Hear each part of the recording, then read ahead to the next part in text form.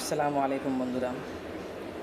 আমার যখন চাকরি ছিল না, তখন আমি অনেক মানুষের কাছে বলছিলাম, ভাই আমাকে একটা ভালো একটা চাকরি দেন।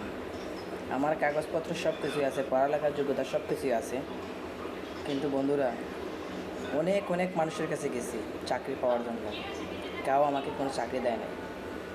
অথচ নিজেও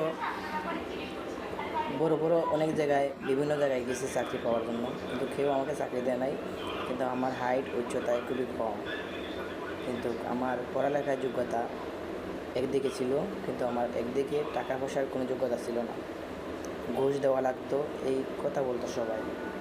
কিন্তু অবশেষে এক জায়গায় আসিয়া চাকরি পাইলাম, তাও টাকার কোনো পরিশ্রমিতা নাই, শুধু ভালোবাসার পরিশ্রমতায় একটা চাকরি পেয়েছি।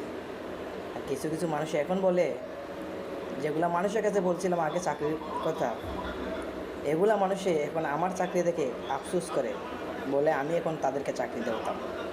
হ্যাঁ, আমার কাছে চাকরি আছে, চাকরি করতে পারবেন, কিন্তু ওই যে আপনারা আমার সঙ্গে যে মানবতার পেরিওয়ালাটা দেখাইছিলেন, সেই মানবতার পেরিওয়ালাটা এখন আর আমার মনে জুটবে না।